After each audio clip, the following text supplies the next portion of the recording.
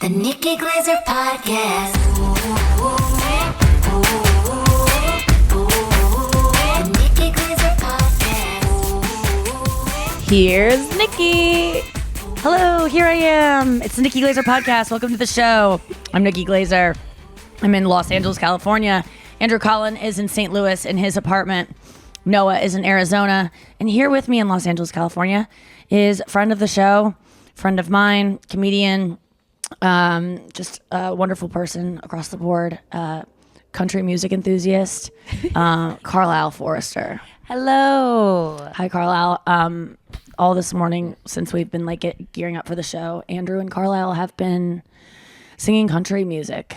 Carlisle would start a song and Andrew would finish it, or Andrew would start it and Carlisle would finish it to prove that they know every country song. Basically, any song that you start, I'm going to say from the years 1989 to 1997. Okay, that's what they call prime country, as Andrew and I know. Prime. That wasn't just prime country for you. Like, that wasn't just a formative time for you. You're talking about, like, those were, like, There's the country got prime bad years. after that? Yeah. I think that's the when I got prime. into country, was 97, where it was like, oh, the Dixie Chicks are on the scene. Yes. This is making it so that made it bad? The Chicks. No. I would lump the Dixie Chicks in with that time frame. Were Okay. they after 97? Maybe they were. Okay, well. I mean, they came out stood before then, for but the I think that Chicks. they were really getting big in the late 90s. Yeah. But I love that I time. mean, when the period. Dixie Chicks came about, were you guys like, because they seem Obsessed. different to me in terms, Yes. instead of all these other songs, you're singing about like the rain, it falls, and I'm sad in the mall. It's like, Oh, you know that one? you That's a good finish one. it? That's Clem Black right there. Yeah, that's a good song right there. Wait, You know sing it's the good when Clint it's Black about the song ra- you were singing. Like all these the songs- rain. And I have fallen Fallen for for you, you. and I know just why you Like the the rain. Okay.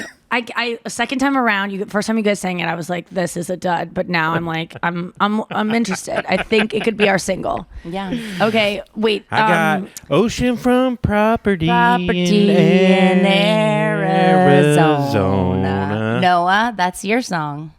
Wait, See, do you get why that's funny, Nikki? Because there is no oceanfront property in Arizona. that's not funny. It's a comedic song. Not You put yet. one like So it. what's the point of the song then? So what he's a song saying about is, climate he change. says no. he goes, and I if got you'll buy 9 that, million dead Californians. I got 19 million dead babies in an ocean near Arizona. They're floating around, and Farmers they're all dead. had to destroy their crops. They're moving back. No, he's trying to tell the girl that he's Easton. over her. And then he's saying, if you'll buy that, I've got some oceanfront property. He's a good realtor. So he's, like, not really over and then her. At the end, he goes, if you'll buy that, I'll throw the Golden Gate in free. Like That's he's stupid. Just, I know, but he's That- just saying like he's lying. sure- And the whole song is a big lie about. Yeah, I get it that like he's making a point of like, if I think I'm not it- over you. I think it goes like, When I pigs don't fly. worship the ground you walk on, and I don't think about you every day. Oh, right. So they're Like, just building yeah. up to lies, and then And I've then got when we get oceanfront to- property. yes, and then when you we get know, to like this is chorus. all he's not over Saying her at he's all. obsessed with you. Yes. And he has seen an inconvenient truth recently, Yeah. and he just wanted to put some messaging in there. Maybe that's what my dad's climate change song is really about. I feel like You know, my with dad has country a climate change writers, song. they come up with something clever, something clever like that, and people are like, "Stop the fucking tape." Are you Oh, yeah, that's serious? what I'm saying. Like when are you guys you heard oceanfront property in Arizona, you probably fucking shit your overalls. We Just did. like, how did they do it? I was at the gas I have so pump, many like, wait a overalls. second. I know what he did. I mean, there. I felt that way too when I would hear like kind of like clever things in songs and Chicken be to like, 'cause you China, just are the Chinese so, chicken. I mean, you blew Yeah, you that blew your one load. blew my mind. Yeah, your fucking FUBUs Your were fan. Trying to done. think of like song lyrics that I know that I was like, oh, that's so like I could hide out under there. I just made you say underwear. Yes. That was clever, and I really liked it because, like, you think of that you'd have to fill in the blank. That I contend is actually clever, and the Arizona thing isn't bad. I kind of like it. I think that's a sweet song. She Do you know don't that it know takes- she's beautiful. Never crossed Never her mind. crossed her mind. I like that song. She I don't know she's beautiful. No, she's not that kind. Well, And that then Nikki has the new verse to that. Oh, wait, I forget what I said. She's got low self-esteem, and that's why I'll always be with her. Don't tell her how beautiful she is, because she'll leave me for a better man. Like, it's all just like, yeah, I mean, And if there's you a buy lot that, of versions I'll of that throw song. the Golden Gate in free. They all go together. I want That's her the to be on the brink of jumping off the Golden Gate, but not enough to actually do it. If she jumps just not on top of the bridge, just when she just gets 20 feet in, so she doesn't She die, looks but so she still pretty needs up there me. with her hair blowing in the wind, contemplating death, knowing she can't do better than me. But Keep don't her in tell that her she state looks of constant. I don't actually want her to do it. Just want to pull my pickup close enough to it. Catch her in the bed of my truck. Intercept her death, and then we go fuck. It was an amazing day. And thank God for love. That's like all always ends I with, like, why do gotta I- say. I picture this whole time he has a shotgun to her head. Like, they have so many guns. It's like, how are you going to leave a guy with 10 guns? It's hard. Look, you think twice about it. I mean, we're talking about some tougher issues here. I mean, I think that is the reason why so many women are like, I don't think I can go. Do you know that he's ready for the Civil War? And people are like, why? And she's like, Much well, less that me gun case staying at Sharon's house for the night. I think he'll be able to fucking find me. It's funny, too, because he only lets her use the musket. Like, it's like, you're not touching the good guns. You gotta- Jesus Christ. Yeah. There are so many women out there that have an inkling that if I left him, he might kill me. Like they might not say it out loud, but there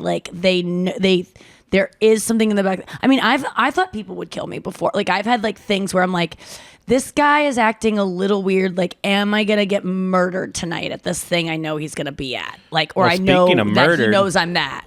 You last night murdered, but then now you have to worry about Yes. murder. Oh yeah, I mean yeah, kind of. I was thinking about that. I was like, what a good way to go if I get assassinated. Listen, did you turn off your exact location off of Instagram? Because that's a thing people are talking about Why right would now. anyone put their exact location Everybody's sharing this meme right now that says that with the new iPhone update, with the Instagram app only, if you update both, your exact location is shared. So you have to physically go into settings. But I haven't been able to find the settings to turn it off. Everybody's sharing this meme that's like, go into your settings and turn off probably shared turns it on. exact location. Yes. Yeah, this is what a Okay. creep does. He's like, go into your settings and then come to my house and wear something skimpy. And it's like, wait, what? I didn't read it. This is These all terms in and conditions. general. So you go to general, and then you go back to text, and then you type in 818-267-4359, and then you put Yeah. in your address. Uh-huh. Are you Yeah. sure that's within the? Okay. Yeah, Yeah, that's it's all the in meme I there. saw. And It's then in you small send print. a picture of your nipple to that number too. It's in Latin. It's in Latin. Okay. Yeah. With your social security card underneath it. Okay. It's in Braille around my nipple. You fucking demolished last night. Oh, thank did. you. Yeah. I know you it was probably heard a fun. lot of positive things, but you really did. Thank I mean, you. you own that fucking thing. It Congrats. was Thank you. amazing to watch. Well, it was so nice to have Carlisle there. It was so nice to have the support of everyone that, like you guys and all my friends, like just everyone that was texting and saying nice things. And then the staff there is just like so nice. And like, I just was not nervous at all. And I it gotta didn't say, I show kind of if you didn't were. care. You looked so Like, comfortable. I was just Great. kind of like, it doesn't matter. This doesn't matter. Even if it goes well, if it doesn't go well, like it doesn't, like no one remembers anything that happened a week ago. Like You were the Manti Teodoro, we're all so- talking about it this week. None of us will even remember a single detail of it in a month. Like It's it true. just, things go so fast. Like this is like a good moment for me, but like in a week it'll be like, what is she doing next? Like so it's not that I'm not like underplaying it and it doesn't matter. It does matter, but I just had to go in with that attitude of like, there were so many flashes of like, wait, why did you do that? Oh God, like cringy moments where you're just like, I was reliving them. They were like flashbacks, you know? And usually when they your send a pussy shiver fell down out? my. Well, yeah, You didn't I mean, see that? Minute 4. It's in the terms and conditions. It wasn't not going to fall out. I wasn't wearing underwear, and so it was a slippery situation down there. 'cause It was there. It was hot. It was I was out. scared that I was gonna like puss sweat through the dress as I was sitting. So I was clamping like my legs so tight so that it would like keep it from like maybe just like saturating down because I was like just hot from the adrenaline. I feel like the But hardest worse, part. and everybody's Oh, gonna sorry. have a little bit of that. Like, how do people that don't wear underwear do that and stand up and not have a small little spot? Oh, I remember when I was doing F-Boy Island and I was wearing a mini skirt and there was like I was sitting on a wooden like a F-Boy? log almost to do. log, yeah. Yeah, I was sitting on one of their wooden hard bodies. I was, and I wish. And I remember it was that, I forget which one. It was like the yoga instructor or something. I was sitting on this thing and it was so fucking hot. And I got up and there was like a wet spot, but it was sweat. It looked like I was just like sogging up this fucking branch, this old log, sogging up the log. And all the guys saw it and they were like laughing. I was like, I really feel like a preschool teacher that like they were being like, she peed. And I was like, it's sweat, you guys, not horny for you at all.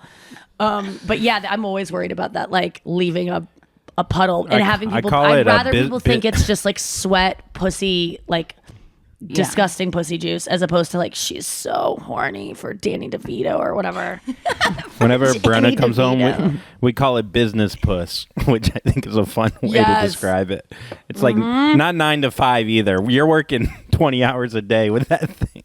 So Oh yeah, it's that. I mean, what almost pussy. I sorry, feel go like goes back to smelling like pussy within minutes of a shower. Yes. There are sometimes I just do a test and I go, did I forget to wash it? Not that it smells bad, but I'm like, how does it instant, like armpits too will instantly go back to armpit smell unless you nuke them Yeah. with What's your deodorant test? first. How do you test it? My vagina. see if the dog Yeah. dies. I just stick a fork in it. Fork? I tip. throw it against the refrigerator and see if it sticks. No, And if you get electrocuted and you die, it's bad. Do you know that pasta test? Yeah, I think I just put it. I gently put my fingers down there and I just smell my fingers, like classic. But I don't do it like I will do it very obviously. I never want to be caught doing anything. Like Yeah, so, it's if I'm around Chris or something, I will do it. Chris doesn't like that kind of stuff. Like I just don't want Chris to like see me being gross. Like if I'm getting ready for a trip and I'm picking up underwear, being like, "Is this good?" I don't want him to see me like being like, "Ooh," you know. So I try to hide it. But if someone catches me, I'd rather be like obvious about smelling my vagina, just to be like. But sometimes it just smells like a vagina. It's not like it's like oh. But I mean, there are some days where it's, I check my Flow app to be like, remember this day. Remember this date. It will go down in infamy. Yes, it's D-Day As the day- and V-Day. Yeah. BVD day. That was one of my favorite parts of the not you smelling your pussy on late night, but when you asked a girl what's your favorite date and she said June. Oh my god, And then that you was go, so which cute. was one of the funniest jokes. Like it was so funny, dude. It was I mean, funny. We didn't was really like. such a I good think one balance. of the jokes you saw on there with the kids was one we gave them, but the rest, which is so impressive with dealing with kids. I mean, most of the time you see things with kids. I know when someone's fed a line, I can tell, and so if I know it, then it's probably happening even more because kids do a really. What the trick is that you just have them say it. Like repeat after you. You go, okay, repeat after me. My name is Megan. And they'll go like, my name is Megan. So then they just mimic exactly the way you're saying it. And so you can get them to sound like they're unsure of it. So there's ways to trick, but we didn't have to do that. Like that kid at the end who I just go, I think we're done here. And he just goes, yay, and runs was off. so good. I would have thought that was fake. If I saw that, I would have been like, that is so Yes. fake and what a dumb ending. That would really happen. And it was shocking. And it really made me feel bad. There was a touching moment where I asked a bunch of that took like 4 hours to shoot. I was sitting there for 4 hours. There was one part where I was asking them if I'd be a good mom. And one of the kids was like, yeah. And I was just like, really? like it got too like where I was like, wait, why do you think so? He's like 3. He's like, I don't know. You're because you're nice and caring. And I was just like, can we cut? Like it was And then just you're like, will I ever be married? He's like, no, you're going to get knocked up and the guy won't ever talk to you again. Yeah. Oh my God. There were so many. I mean, that sketch had to be edited so fast. I mean, it went through like so many edits like in the last minute. So there was a lot that was left on the, like, it made me really excited to like maybe do a show where I could be in the edit room and like we could really tinker with it for like a really long time because there were so many funny moments. It was Talking to Kids is so fun and they were so cute. I and mean, they were what so a balance shy. though. You going from the roast jokes to that, like it just showed range and showed your heart and shows that like jokes are jokes. And then, like, you know what I mean? I don't know. It was just, I don't know. It's really refreshing. Thank you. I'm glad Is you it- say that. That was exactly my intention was like, Yeah. I was like, I want to do something with kids because I want to soften my image and I want to show people that I'm not like X-rated and you don't need to like keep me from them and I can be like good with them and like and to show all my potential suitors like maybe I would make a good nanny. You wear like a skimpier outfit with the kids and you're like, so what's it like to eat ass, kid? It like was funny, like, gets I was way wearing- worse. Like, Well, I wanted to like if you just made it one of way my worse goals with than the the sketch roast. was to like toe the line the entire sketch of being like, when is it okay to go like to kiss on a first date? Yeah. Should you ever go all the way on a first date? Like say things that kids don't understand mean sex and not even ever answer. One time I asked a kid like, what's an F boy? What do you think the F stands for? Because it would just be funny for them to be like frog. But one of the moms was like, don't ask that. And I'm like, I'm not going to tell that. What are you? Yeah. What do you think I am? But then I wanted to toe the line the entire sketch. And then I wanted to end with me being like, should you like suck a guy's dick on a, and swallow his cum at the, on the end of a date, like on a first date? Is that too much to swallow his cum or should you spit it out of the fucking Prius? And then I wanted it to like cut to just like, and have people go like, she did it. We knew she would. And then it cut to like a guy dressed as a child, like an adult man. That would have been really funny. Yeah, I was because I I wanted to play with that of like she's too much, and then have them go to everyone go, we knew it, she was gonna cross the line, and then be like, no, I didn't, you idiots. I love the moment where you did kind of cross the line in like the most subtle way when you go, what about if it's 2 women or 2, and she goes, the older one, who would pay? What about if it's 2 girls? Well, Which that is wasn't like crossing a the very line because that's I'm crossing not the line saying- for right wing people of being like, Yes, she yeah, doesn't that's- need to know that 2 women can go on a Exactly. date together. Why Which are is you a big- trying to infiltrate? yeah. Don't say gay at the fucking Grove Farmers Market in front of my daughter. But Hey, that's a good song. yeah. And I was like, did Clint Black come back? Hey man, don't make fun of that tune now.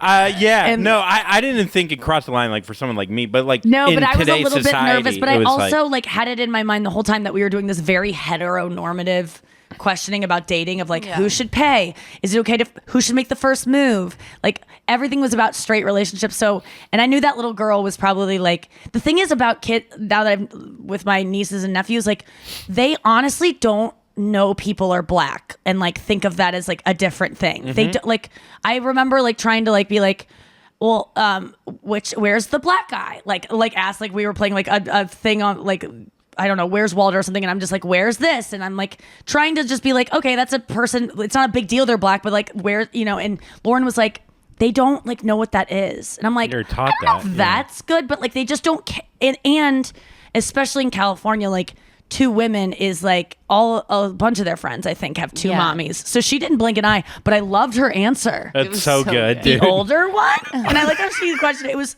And I was like, that's actually like a good system. dude. I learned Let's put it something. into Yeah. place. All right, I- we have so much Oh, more sorry, to go. talk about. We will discuss all of it when we get back. I'm here in California with Carlisle, and Andrew is in Noah's in Arizona on our lakefront property or oceanfront view. Yep. And Andrew's On in the ocean. St. Louis.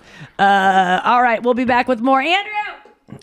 I got an oceanfront property in Hawaii. It's actually pretty right on the nose there.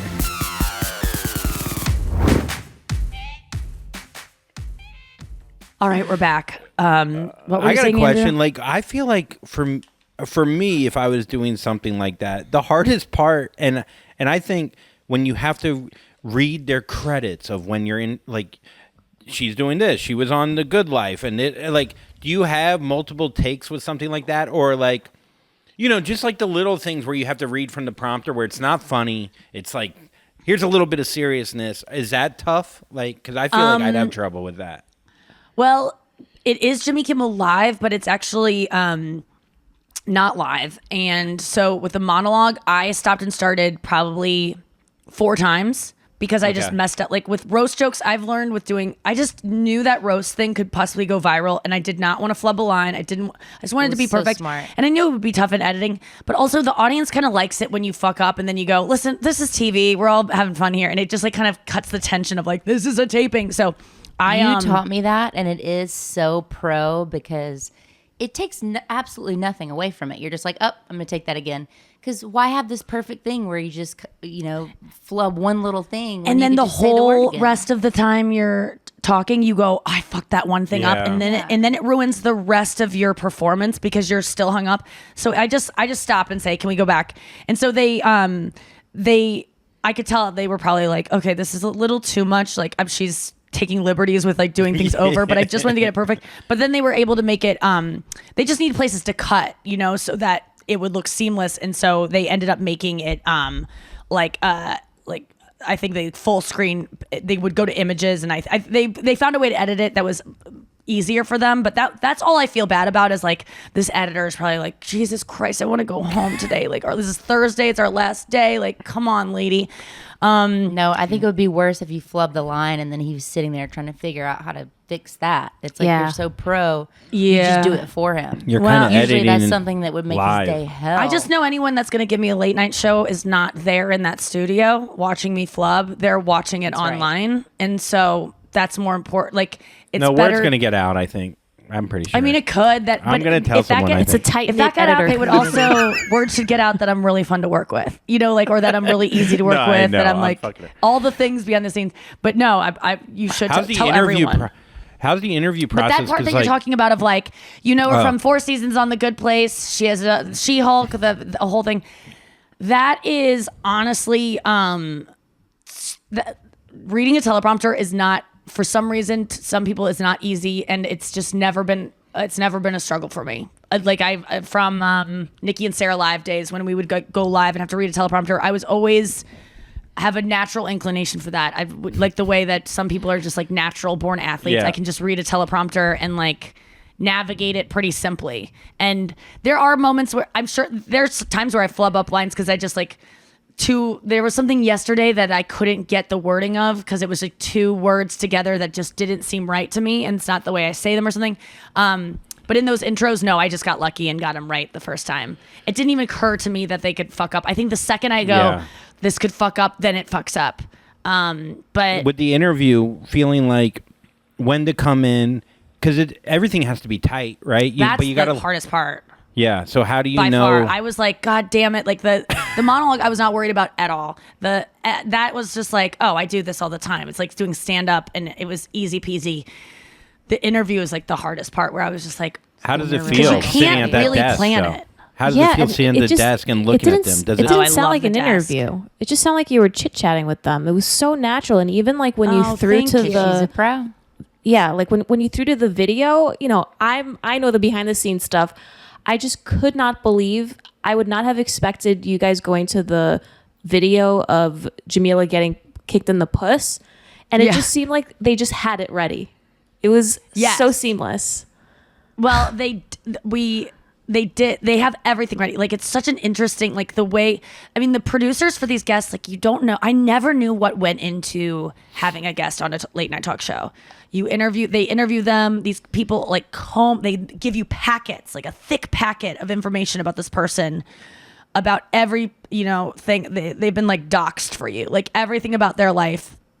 And it's like a biography. And then they also have a call with them to like talk about stories that would be good to talk about. And then I kind of came in with some ideas, like that meme idea for Danny DeVito, for him to recreate memes. That was great. So good. The smiling was after Chris's shitting his idea. pants. That was so funny. That he smiled. He was like, "I like it." Whether it's a fart or a shark, you got to push through or whatever he said. It was. Oh my god! And he so smiled. funny. Dude, Oh, it was so good. your line to him about the oil, like the callback there. Oh was yeah, perfect. they're both gonna be in prison together. That was so fun. Yeah. He And then what's her name was a perfect match for you. Oh, yeah, Yeah, their And chemistry was thank really God good. we had done a podcast together before and both had like okay. mutual admiration. And she found out I was guest hosting, and so she had reached out to me a couple days before and was like, "I'm so excited it's you," and like was so sweet. And so as soon as Danny DeVito's interview was over, I was like completely calm because I was like, okay, the show's over because Jamila, like, this is. It was I already know this person even though we've never met in person but DeVito I was just nervous about just because he's done this so many times that he could probably smell the fear or like just and I felt like bad like man this is his 10th time on the show. It's like now he has to be with a guest host because I gotta say like when you do a late night show and you find out it's a guest host you're like less eyes are gonna be on this like it's just not this it's not as special, it doesn't really count as much to you.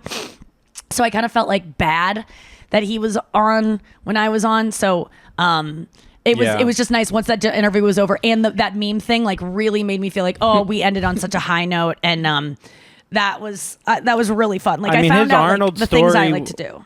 His Arnold story was captivating. Like the whole thing was Yeah, he's captivating. It wasn't captivating. like there wasn't. I mean, I fucking love that dude. I mean, I love He's him awesome. even more. He's so nice. When he gave you really good props though about your jokes about the your monologue, he's and then so he's sweet. like fuck those ass. I'm like he just I leaned into know. it, and you could tell he respected the fuck out of it. Like I don't know, you could see it. I know. think. I kind of felt bad about the Marjorie Taylor Greene joke where I said that she looks like if I know what I would my daughter and would Mickey look like if Rourke? I had a baby with Mickey Rourke because it's just like making fun of someone being uglier than me, I guess, is the joke. was Like it's so like funny. an ugly woman joke, but she's such a cunt Yeah, that fuck like that I felt dude. like last night I was kind of like, is that what I want to put out in the world where we like what if a woman's watching that and she like has a cross eyes and then she's gonna feel like, oh, I'm less like people should laugh at me because my eyes are crossed. Like I felt like, man, and I did take out like a joke when we said that Ted Cruz was fat. I was like, we're not gonna say fat. Can we just say did. he's gained a little bit of weight? Because I don't want it to be like a thing where you're like, doesn't wait, fat shame. we fat. So I tried to lay off on some places, but there was a part of me that was like, I don't want this woman to be swatted anymore. That is awful. I don't want to be swatted. So there's a part of me because when you do the Comedy Central roast, it's like people sign up for them, and these Yeah. people didn't sign up for it, but in a way they did because they're terrible people who care about no one except money and themselves. So I just the whole like I had to rationalize it that way. They They're- go they're low, bad we people. go high. Fuck.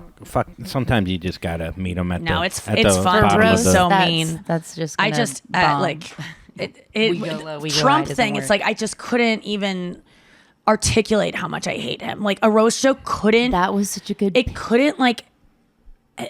At first, I think it was like, oh, now I know what stuffed crust pizza looks like if it could grab your puss, and I was like, stuffed crust pizza is not enough for me. Like She he was is like, a it's gotta go bloated, harder. sunburnt, like, abused factory farm, dead, bloated corpse pig. Like I was just like going sore. I was like, I the hate him so much. specificity of that joke is so good.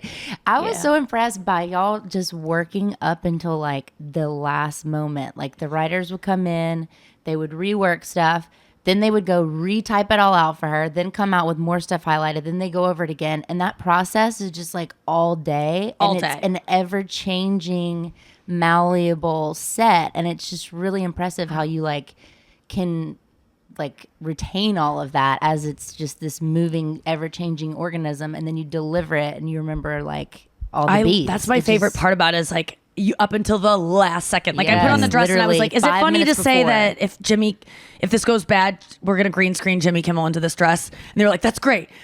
Let's just add it in. It was like 2 seconds before, and like Perfect. all these things like kept getting at like me asking Guillermo about his date was like they were like, hey, he's been on a bad date. Ask him about a date. And that was right before it was like roast jokes getting cut. But that I love that process of like that was the most fun part, but that was all day long. Like I got there at 9:20, I arrived, and I think I had 30 minutes to myself where no one came in and like briefed me, because it's like they come in and they talk to you about the monologue, then you go and you go run through jokes with like the whole staff meeting, and they all clap when you enter the room, and like it's this big room of staff members, and then you watch all the clips that they have, and then you go back to your green room and then they bring in notes. Then the guest prep people come in and then they leave. And then they come back later to tell you what the guest said. And then they come back later to show you the cards and make sure the cards are okay. Then they come back. Like, it is constant streams of people coming in. And the best part about it, though, is like, it is such a fine oiled machine. Like, that was my worry, was like 2 days ago, I had no idea what I was going to do for any of this. Like, I knew I was shooting that thing, but I had no idea what I was going to say. That is absurd for me to not know what I'm doing 2 days before a big deal. Like, it's not, but I could do that because I knew I gave myself over to the process. And there was, I gave myself over to like, these people are better at this than I am. They know what they're doing.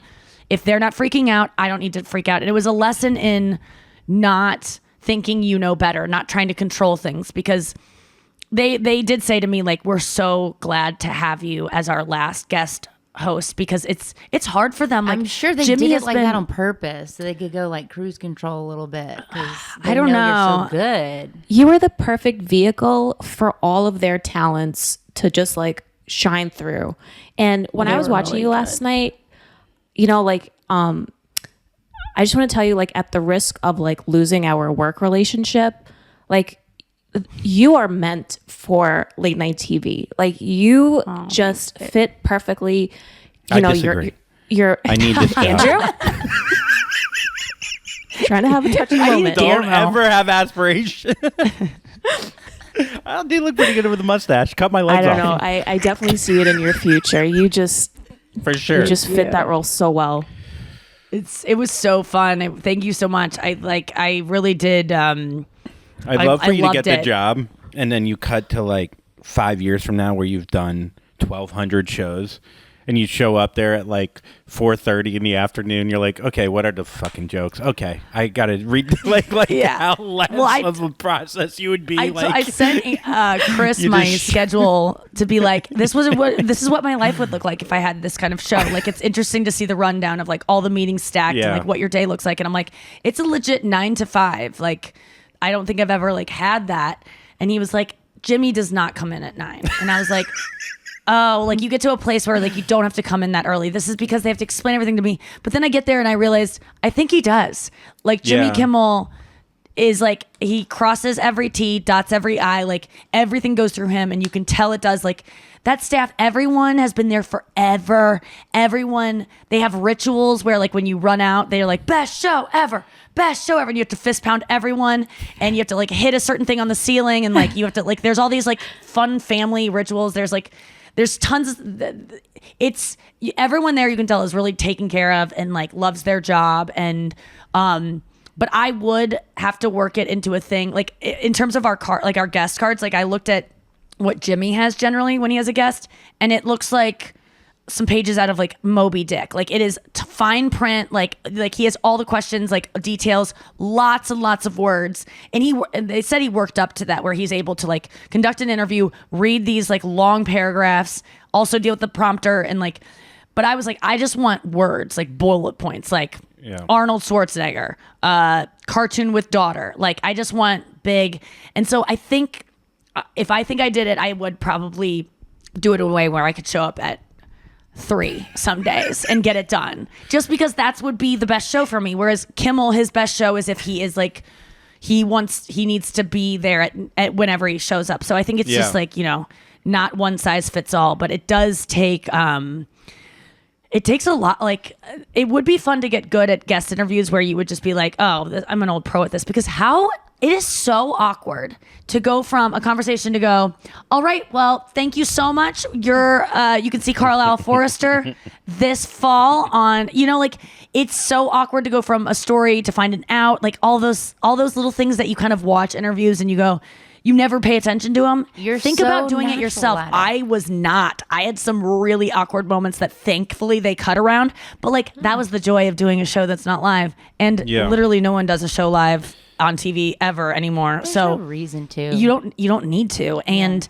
that's the joy of taping these things, is that you can just take them over and it's not a big deal. Or if you fuck up, it's just a good lesson. And like, I just kept saying to myself every time I would fuck up, and it would be something that would like kind of stick in my head and kind of follow me, I'm just like, dump it, man. Like, start over. Like, don't let that then make the rest of this shit.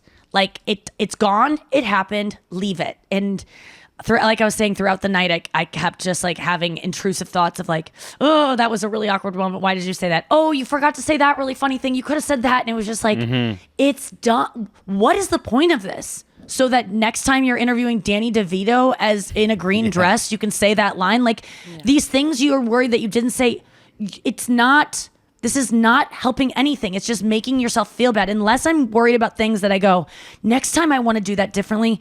But this is all stuff that's just, why did you do that, you idiot? Like that kind of stuff. Once you kind of think about the utility of those thoughts of like, what is this doing for me? You can kind of go, nothing. Oh, well then let me drop it because I only kind of want to have thoughts that are helpful and doing something. Yeah, I think there's a way to. You're teaching me that, and I need to remember that. Like about even like with comedy, like Nikki was the first person that taught me. Just like it's a set. Who cares? It's a comedy set. You're gonna have another one tomorrow night. Like let it go. It happens. That's it. Same thing with an audition. Do it. Let it go. It's not gonna like help anything to dwell on it. It's gonna perpetuate more. So hard not to. It's the hardest. Well, thing to do, I think there's a way to do it, but I think the reason why we are artists is we're pretty emotional about. It's hard for us to watch game film and not feel like if you had to watch it over like again that, and Andrew? break it down. Yeah, dude, I can't feel like hear my you're own. always like fast and loose with your words, and it's a defense if I go on any mechanism. podcast or any interview, I'm always like, oh, why did I say that? Or what? Do you get like that after being on stage or being on a podcast? Or I did sometimes. Like I used to go on podcasts and be like, I got to get my story out. If I get these stories out, people will like me and they'll like the stories. And so I'd go on like Tuesday with stories. I remember I did a live show with them and I put them on such a high pedestal in my mind. And I literally was throwing up outside Stand-Up New York because I thought I was sick, but I just made myself sick with anxiety. Oh my God. yeah. And it was like, I just went up there and I told like a 15-minute story, but I didn't even let them have time to like bullshit. And like it wasn't present. I was just spitting it out because I was like, you'll like me if I tell you this story. And I learned a lot though from that, like I learned, that they'll never have me on again, like I learned that. I learned that they'll never respect me, No, that is such a classic thing to do. I've done that so many times too. But you're right. You do learn that because maybe you would have done that on a more important podcast or like you had to learn that lesson. That was like not going to be something you figured out without doing it and failing. And talking about watching game tape or whatever. Like I was at the Comedy Store the other day and there's this guy that's following me around to do a piece on me for Esquire magazine. And he was talking to all these comics about their process and listening to your self after you record it. And I was like, I've never listened to myself ever. I record every set and I never have. And that's why I don't post clips of myself. My Netflix or both my Netflix special and my HBO special were like delayed because I couldn't, watch myself. And Kurt Metzger was there being like, oh man, that's like, he's friends with Louis. He's like, that's what Louis says, like is the only reason he is who he is because he listens to himself right after he gets off stage, takes notes and everything. And I said to the guy, that's what separates the greats from the good enoughs. Like it will. And he goes, then why don't you do it? And I go, because I can't. I really have resigned myself to like it is not. It's so uncomfortable to me that I'd rather I'm fine with the success that I've achieved from not doing that. And he's like, why do you think it is? Because it's never as bad as you think it's going to be. The problem is I think it's going to be worse than I think it is. But in my head, I'm like, that set was so good. I don't want to listen to it because it's going to be not as good as I have it in my head. And then I'll realize what a fraud I am. Yeah. I'm more apt to watch a bad one that I know is bad than like the good ones. That's a good point. But because that's probably better than what you have. haven't, because you go either way. You either think it was the worst set ever and you go, oh, that wasn't so bad. Or you think it's the best set ever and you go, actually was kind of mediocre. Right. But he was like, and I go, and we kind of determined part of the fear is like, if you always leave this thing of like, if I did that, I could be the best. You always have an excuse why you're not the best. But I'm not even saying that being like, I know my potential. I'm always leaving potential on like, and I don't think it's because I'm scared that if I try, I won't actually be as good. I literally know how good I could be. Like, I don't doubt it. There's no part of me that's like, but what if I'm not? Like, I know it. Like, I know that sounds like, I just know everyone must know this in their own lives of like, I could be this good at this thing. If I went to the gym more, I could have this many muscle. Like, I could have that body. Oh, if I didn't eat this every day, or if I spent this much more time with my kids, I would have a better relationship. There's always things you're leaving on the table, and it's like, well, then why don't you do them if you know that's what's? Yeah. I don't know. Why don't we do it? I don't. I mean, because it's not that. Because you weigh the things like, and you go, I don't want it enough. Right. But have you tried to do it? And have you really? Yes. That's I think the difference. I know I know it works, because when I do a late night, when I did the Kimmel thing, I meticulous with all those jokes, wrote every joke and tinkered with them. Had even the jokes that you wrote for me, that I had my friend JP write for me. Like, I went in and like, I wrote them down. I paid attention to them. I practiced them. I went back and like went over my notes. And then the proof is in the pudding. But then my own stand up, I cannot do that with. Like, I just don't want to go back to it. Or when I've done a late night set, I have to give a transcript, so I write it all out, and then it's like, that's why I have such great late night stand up sets. But do you think you're too connected to your stand? Well, your stand up's way more personal than like a roast joke. So it's you. It's who you are. Like, it's just too much work. And it's just work. I don't want to listen to myself. The joy of doing stand up is the moment. And having that like high on stage and then leaving it and and also I'm not someone who like is so like live in the present, even though I know that's the key to like a good life. But listening to an old set I just did when I had fun on stage is to me not living in the present. Like, I just want to go home and like, I want it to be over. And honestly, there's some things in life, and I think we all have this, where it's good enough. Like, I know I could do better, whether it's a relationship, whether it's like friendships, whether it's your body. Like, we're leaving so much on the table all the time. I have a good life. I don't need more money. I don't need to perform at Madison Square Garden as a comedian. I don't care. But like, I told this interviewer the other day about envisioning myself performing at Madison Square Garden, and how you were like, oh, I thought you'd want to be there as a comedian. I'm like, ew, no, I don't. Like, the most I want to do is the Vic Theater. Like, I don't care about doing stand up in an amphitheater. That seems really dumb to me, honestly. It just doesn't seem to have like be as like the best place for stand up. It's not that I don't love stand up, and I will always do it, but I just I don't crave more from stand up right now. I feel like I've achieved exactly what I want to. There's something about, like, I don't know if it's narcissist or what, like, to listen to yourself back and be like, man, I really nailed that. Or like, that was such a good thought I had. And I could see these comedians that are listening to themselves. One I may have mentioned is that they love they hate themselves clearly. But also because it's interesting. The self defeating behavior and the self-sabotaging behavior, but like, narcissism comes actually from a place, I think, of deep insecurity. Like, you have to go the other way with it. So like, when you look at these people, like the other day, Carlisle was talking about someone that is so confident. She's like, why can't I be as confident as he is? He just like exudes this like, I mean, what were you saying? Like this, he just exudes so much charisma and self-confidence. I was like, he loves himself so much. Like, and I was like, no, he doesn't. Because to me, fooled. We saw the same person, and I go, babe, that person does not love them. Like, yes, they've accepted themselves, but they're not like, that's not it. That comes from a deep place of insecurity. I mean, if you look at that person's history, like I could point to things that I go like, a confident person doesn't have this, like, or so it is interesting though that you do look at these people that are so fucking confident, and you go, God, I think is that the missing thing for me? Is that the missing thing of like making it? Is just narcissism drinking the Kool-Aid and believing like I'm the hot sociopathy. Shit because oftentimes it feeling like I used to have that, and it fades more as you like get smarter and wiser, older and whatever. But like, whenever I was like 18 years old, like I remember people be like my parents or whatever, like, you just think you're always gonna be, and it's like, I wonder why you lost that with parents that go, you think you're gonna be someone? You can't do shit, Carlisle. Good luck making it to the Golden Gate Bridge. Yeah, you think you're good on this basketball machine Remember in the bar at 12? You think you're good at playing? Conceited.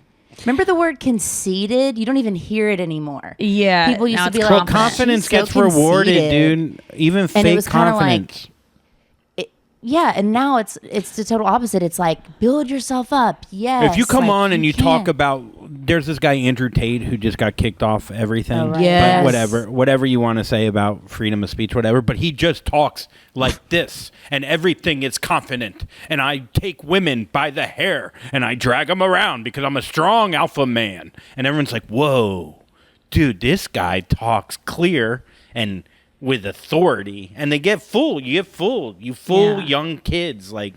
I don't know. Like, but then you're like, wait, should I talk? Like, Hitler talked pretty confident. I'm sure he didn't love himself. But you know? he ended up murdering himself in a bunker. Like, like these people end up Yeah, he committing killed it. suicide. Yeah, like yeah, yeah, he did they it. don't Yeah. actually, No, they're I not know, actually yeah. happy. And I just think, because I feel that way all the time when people, about my own self, we got to go to break, but like, when people are like, you are killing it. Like yesterday was like a day on social media that I'm sure anyone who is having a rough time in their career, they look at my Instagram who compares themselves to me and they go, God, she's doing everything. Like she's killing it. She hosts this. She's like, and just projecting so much onto me that I would do the same thing. And there was just a part of me that was like, I wish they could see like me alone in my hotel room, like waiting for Uber Eats, literally having this be like the highlight of my day, taking a bath, really not knowing what to do in the bath, like being bored within 2 seconds, getting out, reading a book, putting that down, being on Reddit until 5 a.m, not being able to sleep, like reading about Columbine. Like this isn't like, this isn't really what it looks like. My spray tan, like the splotchiness of my body, like that is all. I have to remember that it's not all what it seems, because there are times that I've lived like the perfect image and I'm just like, it's not that, but like, But yeah, it is funny I when sometimes people want to go, adopt those. Yeah. They go, they talk like this, and then every like 15th Instagram post, it's them just crying. And they're just Oh like, my but God. I'm also just like you. And they're like, all right, I need more tears. Can you put more tears? Oh, You know the what I mean? Like duality. that feels like the same kind of confident. Yeah, the duality. But it's like, it's confident in being just like, I don't know. There's an interesting Performative. thing. It's But like of I'm a real person.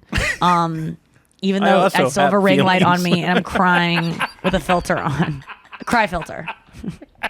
So it's all such lies. And it's more fun to just I just like when, but it is hard to hear someone like Jamil be like, and I'm just a puddle with bangs, and I'm like, like stop it, you're gorgeous. Like that. She was like so there are funny. people that She like goes, try to go, "Only they have look so sex down." gorgeous.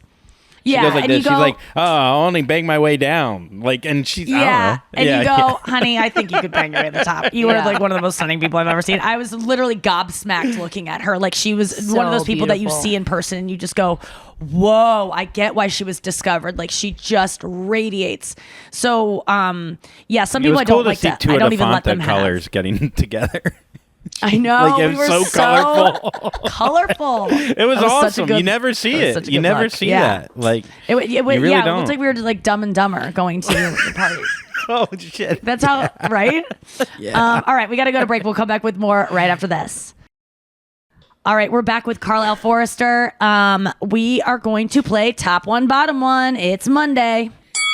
Okay, the category for today's Top One, Bottom One is Something in an airplane on a flight. something in an airplane. So when you're flying places, we're going to talk about the thing you like the most and the thing you like the least on Oh, I thought it an was airplane. stories from a flight. I apologize. Yeah. So I'll Top think. one, bottom It's Oh, fine. that I could mean, work? this Okay. is a loose segment. There's no rules. Just right out by State House. Like that was bad. Okay, so let's start with the least. That's the bottom one on a plane. I will say, the guy recently I had a thing on the plane where the guy just really wanted to talk to me, and I could tell that they were just staring at like what I was doing, looking for anything to like comment on, and then starting to like judge my movements and like just looking for something to be like, oh, got a pillow, or like just the guy next to you who wants to talk to you so badly, and then when you finally give in and talk to them, they don't really want to talk to you. They want to talk about themselves, and they're not even interested in anything that you're sharing. They just want to talk about themselves, and that's it. This energy I got from this guy recently of like, oh, he's watching everything I do, just waiting to go like, okay, yes, reading a book there. Oh, like, and you couldn't be. You're the most closed off. It's essentially like you build your own little fort on a plane. It rarely happens. That's when I notice this guy, because I was like, he's waiting for an in, and he doesn't even he doesn't have AirPods, so he doesn't understand how shut out I am to any noise he's making. So he's going to think I'm rude when he eventually talks to me, because I will not hear it, because I have noise canceling headphones on that are blaring airplane noise from my white noise app to double down on my favorite thing about an airplane, which is the airplane noise. But yeah, I can't stand. I just learned so much early in my career of traveling all the time to never engage with a man at the seat next to you. And I'm not talking about a man my age. It's usually 50 years plus. Do not talk to those men on planes. They are too chatty, and they will ask for your number, and they will want to stay in touch. And it's just, I made a mistake so many times of giving these old men my numbers just to be nice, and then just like flirting with me for years via text. And it's just so gross. But I did have this on the plane here. The whole time, like I ate like a monster. I slept like a monster. I was disgusting, and I had a feel like at the very start of the plane, I could sense that he kind of clocked me, and then was texting a lot on his phone. And I was trying to see his phone if he was like, because sometimes I'll look on their phone and I see them looking up. I see my face on their phone, so they're trying to like verify it's me. Yeah. So they like Google my name to like see a picture. And it's like it happens a lot. And I've done it before with celebrities where I'm like, if you do that, just hide your phone so the celebrity doesn't see. So I looked at his phone. It didn't have me on it, but I could see like him feverishly texting his friends. And I was like, this guy who was like kind of quiet before is all of a sudden, after he's clocked me, he's like writing. So I was like, maybe. But then I was like, Nikki, stop being full of yourself. Like you're not, who cares? No one knows who you are. And then as soon as we land, he just goes, I just want to say I'm a big fan. I'm like, I have been farting next to you for 5.5 hours. I like binged next to you. I put a blanket over my head. Like he's like, you're a celebrity. I went really to the bathroom enjoyed like 8 times. The smell of your farts. Like I just like that. He's it's like, dude, I really love how like you're just yourself. And it's like, oh my God, I know. I just let my hair down. Put he's a like, pill bottle between my bunion and my to spread my toes. I was like doing some really weird stuff, and I'm like, God, this would have been nice to know that you know who I am. It is a weird feeling to just be yourself on a plane or in any situation, and then at the end of it for someone to go, I know who you are. Yeah. Like that doesn't happen in life. Where, unless I maybe like, I know you're a mom, and you go, oh no, God, this is someone in my family. But so that was my worst. That actually was nice. That guy was very nice, but wish he would have said it earlier. What about what's your worst thing? Story? I guess this was pretty bad. So my brother is way smarter than me, my older brother, and he'd like to outsmart me a lot. And I don't even think this. It's funny when you think back and you're like, man, he tricked me, but really I should have saw it coming. You know what I mean? Like sometimes you're like, man, how did he think of this? Yeah, but really he sour cream, ice cream. This is exactly like Comes to mind. Yeah. He put 2 ketchup packets down. He's like, I bet you should punch him. And I was like, no. And he's like, no, just punch them as hard as you can. Yeah, the ketchup packets. And I was like, you sure I should do it? He's like, yeah, it'll be cool. And I'm like, and this was on your way to Jackson Hole last week? Like, how old were you? I want to set the stage here. I would say I was like 8 or 9. Okay, so he's like 12, 11. Yeah, he's 12. Like 12. Yeah, he's just smart enough to know that this is a horrible idea. And I fucking punch these ketchup packs because I want to impress him too at the same time.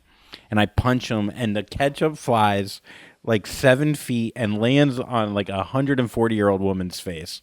Like, and she's just covered with ketchup. Like, was she like sitting next to you, like on the row? No, she was like, it was like, it was far enough where I don't even know. I can't remember whether or not. Yeah. She got ketchup. It was like the Vegas shooting. They're like, where is this coming from? Oh my God. I mean, a lot of times in mass shootings, they do not know where it's coming from. I'm sorry. To Yeah, it was really like read JFK it. assassination. It was like, Yeah, was it yeah. from the who? Was it even this plane? It was back and to the left. Yeah, they had to. So I blamed the Did CIA. they think it was blood too? Because it was Oh ketchup. yeah. Like her head They were just like, she's exploded alive? in one spot. Yeah, she's just old enough where she just started bleeding randomly. Yeah, I didn't get caught though somehow. Did your parents get mad at you?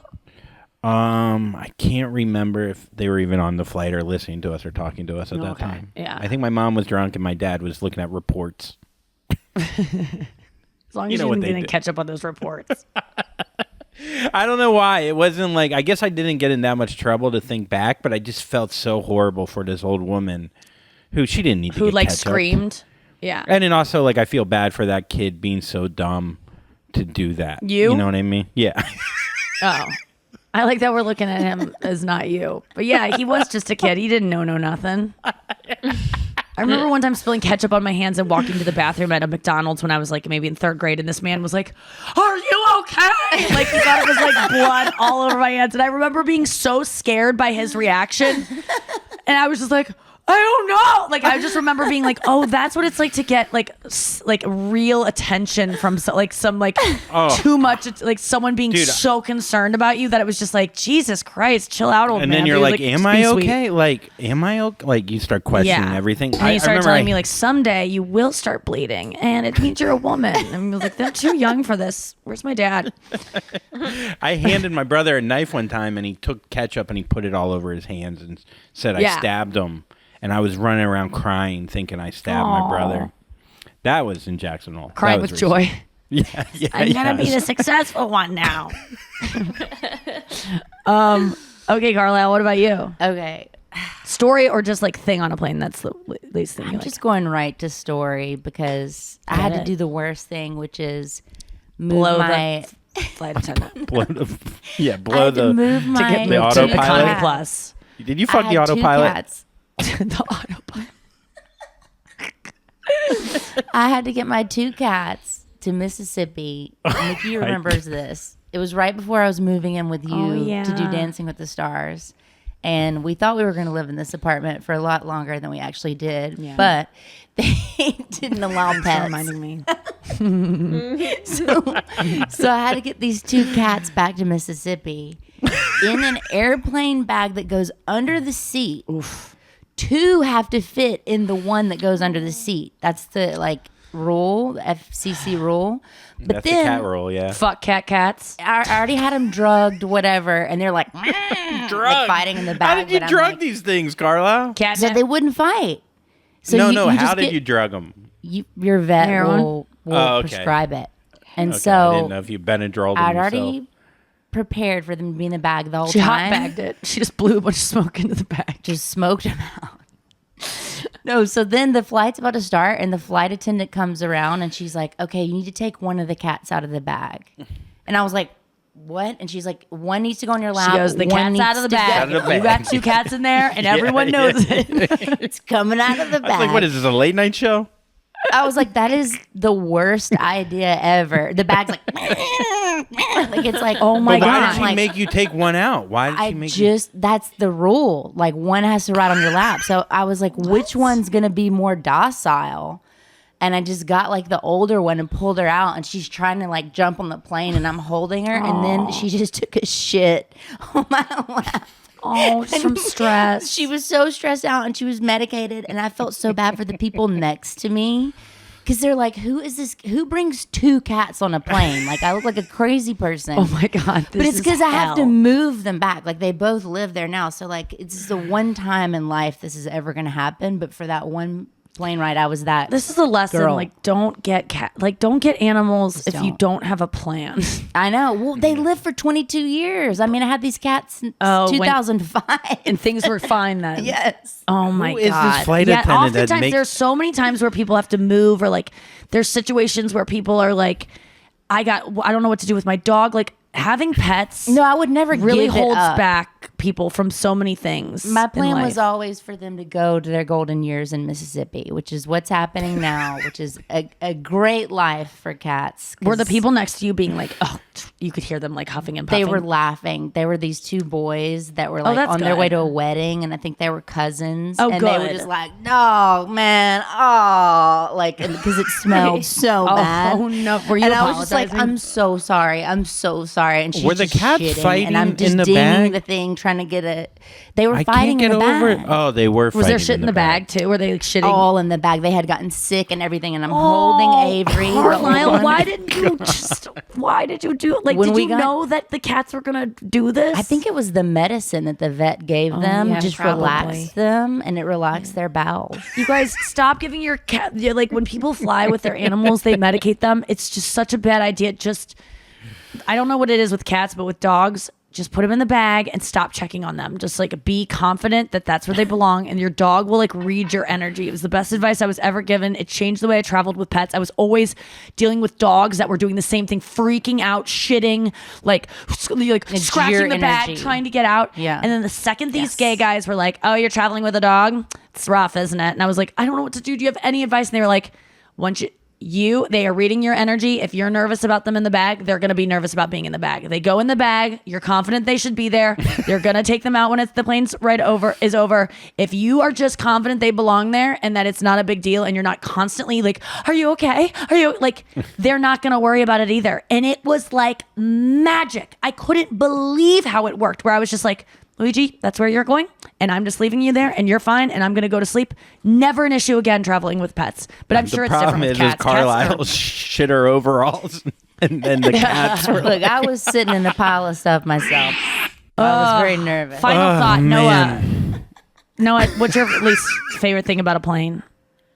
Okay, I cannot stand when someone who's in the window seat like opens their window and lets light into a dark plane, especially when it reaches dare my you?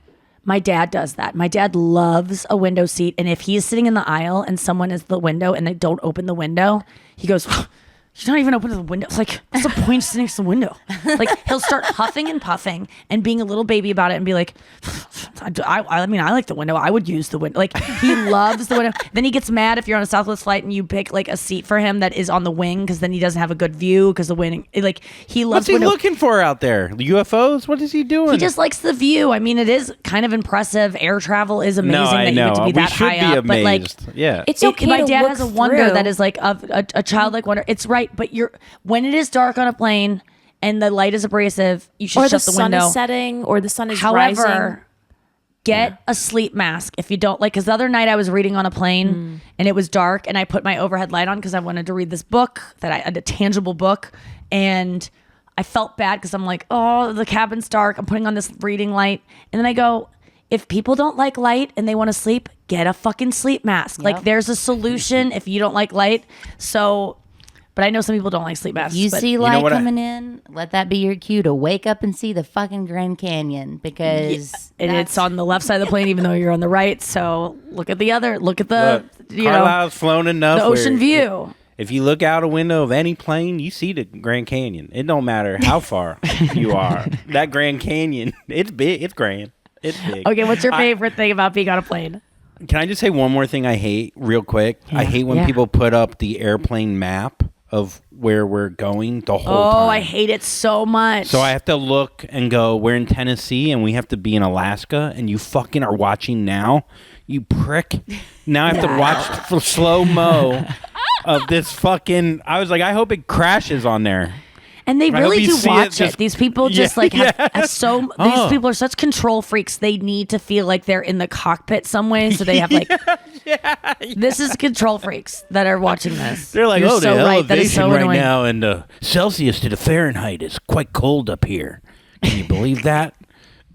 What I'm trying to think. I mean, we could just do all things we hate, but what's your favorite part about air travel or being on an airplane? I mean, my favorite story is when I was flying. My little brother was afraid to fly, and I've told you this before, but he was in the back and he was having a full-on meltdown, and And the pilot came back after we took off. He was crying so hard. He was like fighting. He had like super strength. And he finally calmed down because we gave him like a half a Xanax. And the pilot comes all the way to the back of the plane and he looks down. He's like, son, I just want to let you know we're going to get you home all right. And Sam looks up and he goes, who's flying the plane? So like Sam sincerely? Is just envisioning like an empty steering wheel just going, Carlisle fucking the autopilot. It's just crazy. I would think that too. Yeah, if I was 11 or 12. Yeah. Oh my God. It was so the best moment of my life. I laugh every time I think of that story. I told it at his wedding. Because the pilot thinks he's really like changing this kid's life, even though he's like giving him so much more alarm. The best thing on a plane was when I sat next to two of the only surviving munchkins from The Wizard of Oz. Wait, what? I've never heard this story. Jerry, were they in one seat? You told it on You Up a long time ago. Jerry, wait, let me look I remember this. Jerry Munchkin. Him and his wife were both Munchkins. Jerry Marin, that's right. Jerry Marin and his wife were both in the Lollipop Guild. He died May 24th, 2018. He was old as fuck. He died at the age of 98. I met him in probably... I mean, he was at the window. His wife was in the middle seat. I was on the aisle. And I was flying out to LA from like some shit gig when I was just broke and like not doing well at all. And they were so nice. We started talking all about the business and they were telling me all about the Lollipop Guild. They would make appearances. That was like how they were making money. So they were telling us all about what it was like to be, they still like really represented the Lollipop Guild. And we're going out there and they were so adorable. They loved each other so much. And he told me I was going to make it. He was like, I just have a feeling about you. You're going to make it. And it was very like, I really felt that he believed it. And like, I don't know if I felt like it was magical somehow having a munchkin tell me that or something, but like, it just felt, it was such a lovely flight of talking to someone over Chocolate 50. Factory? Are they from but the under 50 Factory? Inches. What? No, the Wizard of Oz. The Wizard of Oz guys. Yeah, Wizard of Oz. So like 19... Like he was in the Wizard of Oz. You're thinking of Oompa Loompas. Oh, Oompa Loompas. We're talking We munchkins. represent the Lollipop Guild. The Lollipop Guild. Yeah, those two. It was like a fever dream. I couldn't even believe it that I got to sit next to them and that they were so nice and we talked the whole way and that they, I think they gave me like a present or something at the end of it to remember them. It was so nice, but it was such a wild, but that was my best flight. What about you, Cara? Oh, I was just going to say. You just had more leg room. You're like, I could really stretch out. That's why it was great. Yeah, you're like, that was such a good flight. You're like, finally, I could just fucking lay down on top of them. That's so funny. I just put them under the seat in front of me. I was like, you guys can't put two munchkins down. You can't put two munchkins in one bag. You have to have one on your lap and one under the seat. That's FCC regulation, as we've learned. No, okay, this is very meta because I'm here now. I don't know. Wait, first of all, how meta is this going to be? Nikki, this can is we gonna take be, a bet? This is Carlisle meta. I'm not even using the word right. That's what I'm on the fence about here, is that if we... What does Carlisle think meta I'm so excited means? for how meta this is. I'm really... I have a feeling it will be. I think she's going to nail it. My favorite thing about being on a plane is listening to this podcast. Oh, well, that is meta. Yeah. And I'm inside of this podcast. So, Oh, that is so nice of you to say. Are we And flying also, together right now? Are you on a plane? It is. Oh, yes. Whoa. Someone on a plane right now listening to this. It is nice. Okay. There's something about listening to podcasts on a plane. I love laughing so hard at something on the plane that I have to turn it off because I am being one of those people that's like, I'm having so much fun by myself. Like, I just hate people that like laugh to themselves it's just like, we get it. You like are entertained by art. Like you have your own little private world. You're having fun. You have a good life. There's parts of me as soon as I start laughing, like at a book or something I'm reading, I'm always just like, everyone hates me around me. They think I'm like trying to look What happened on cool. Columbine? And Nikki's just like, Just Nikki's snickering. just like, it's like chapter 8, like when they all died. And Nikki's just like, This is when it gets good. Oh, the basement tapes chapter. That's for the big Columbine heads out there. It is funny when you laugh to yourself on a podcast because you do it you really laugh hard and then you try to hide the laugh instead of just like let it naturally happen. Yes. You're just like, and it looks like you're doing something sneaky, like you're plotting, like you're just like thinking about how you're going to hijack this this woman plane, has and a then you just look bomb. Yeah. suspicious. Yes. They didn't no, I'm check. just listening to Conan, I swear. Well, why my do you God, have I had a- dynamite? I had a wooden knife that I got from like a What? disposable. It's over there, I think. Wait, let me just get it. Did you bring a wooden knife on a plane? Yeah, so like I had like disposable, cutlery. There's so many times I find myself on the road where like I'll order Uber Eats and there's no, I have to use the stirring straws from like the coffee filter thing to like use as chopsticks because they just never have. They don't give it to you in your Uber Eats, and then you just are like, oh, what do I do? There's no restaurant at the hotel. I can't call down. So I've just saved stuff that's like good sometimes that I get, and I just had an individual wooden knife. Is that in one of your my dad's fucking artifacts? jean jacket. It's one of your dad. Yes. Did your dad find that on the could be. Missouri River? This looks so suspicious. It does, like dude. it is. It is. You know so what it looks sharp. like? It looks like Yeah. someone's trying to sneak It's a shiv. a murder weapon, but as a butter knife. Like you're like, Yes. Yes. It looks like something someone would make to make it look like it's not as dangerous as it is. And this was in my. I found this in my jean jacket while I was on the flight, and I was like, man, I'm glad because it wouldn't, so it wouldn't come out on a metal detector. Like it is a perfect weapon. So if anyone terrorists are out there listening, wood. Yeah, if you want to make a gun, make it out of wood. I just love the idea of you like you have a shank on you. Like that's a straight up shank. Yeah, like, it is. I've never even seen a like And a it doesn't take have. home If it knife had the look fork like with that. it would make sense to be like, oh, this is. I just had the knife. There was no other piece. If there was the napkin or like the plastic that came with the set, it was just the knife. So suspicious. Noah, what's your favorite thing about being on a So plane? real quick, I love when Yes. I'm like on a plane that's not too old, but also not too new. So there's like a screen.